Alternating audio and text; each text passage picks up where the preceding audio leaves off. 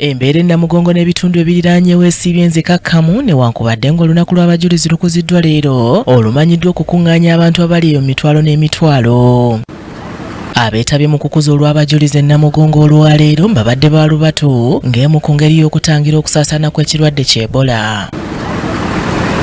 Okwawukanako ne bwe gubeera bulijjo ku lunaku nga luno olw'abajulizi mpaawo okutaataaganyizibwa kubaddewo ku nguudo ezoolekera e Namugongo.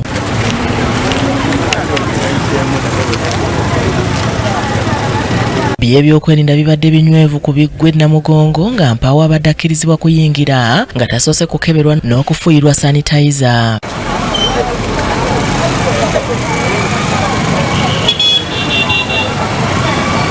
Ku ludda olw'Abakatuliki emikolo tegibadde ku Kayanja nga bwe gubeera ng'era wano wabadde wakalu. Ni wano bulijjo manyi obwabbizi obubeerawo. Abantu babadde batono abakkiriziddwa okuyingira era bakira buli abadde amaliriza ekyamuleese ng'afuluma. Nzize wano waliwo ensonga ze njagala okuloopera Mukama. Ezimu zange ng'omuntu, endala zaffe ng'abali mu struggle. Omubaka Betty Nambooze Bakireko w'ekibuga ky'e Mukono y'omu ku beetabye mu mmisa e Namugongo ng'era akubiriza abantu okwekuuma Ebola so ng'era alaze nti asabidde ebintu omuli enguzi n'abasibe. Singa ennyo nsabidde baganda bange abali mu makomera. Dr. Kanokiza Besigye, Mwanyinaze Mwanga Kivumbi, mutabani wange Waiswa ne Edi Mutwe, bakyala bannange abo Bakayija, Madada, tukyamanyi kiddako. Buli kimu tukikoze, amateeka gonna tugawozezza. Bw'otwa kuwaabira balabya Uganda nnaku era be bali mu byenguzi. Ekitegeeza nabo mbakoze eki bawaabidde. Bano abali mu Uganda tebakyalina bali banguzi awo bo bawaana. Bano banyagulula nsi. They are looters. They are plundering the country. To call this corruption, is to underestimate what is being done on our country. Abatunda ebyokulya nabo babadde batono olw'omuwendo gwabo be babiguza nagwo okubeera omutono ng'era ababadde bettanirwa ennyo be ba masiki. Wano abamu ku baagenze okutunda ebintu balabiddwako nga beebase.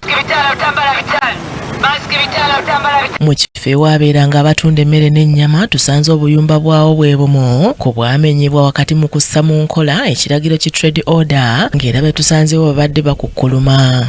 Baamenya wonna ye maze kusasula school fees mbadde naakasasula gundi rent yonna kati ndi awo sina kyakukola ki ndi awo.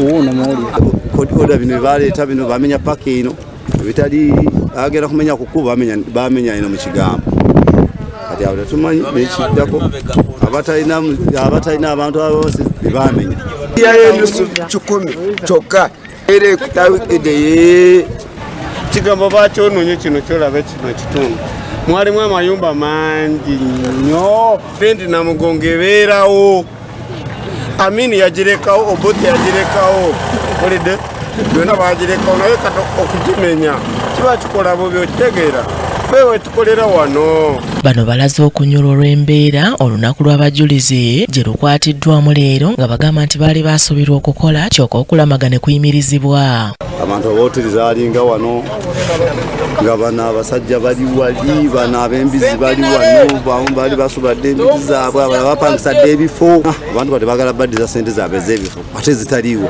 baba abamu basasula mu gwakutaano nga 7 nga 5 nga 10 bateekera kaloobi kati abantu baagala ssente zaabwe amanerenda ssente si zaabwe. Kyambadde Shadrack Joshua yakusakidde eggulire lino ku Racket TV amalindirire.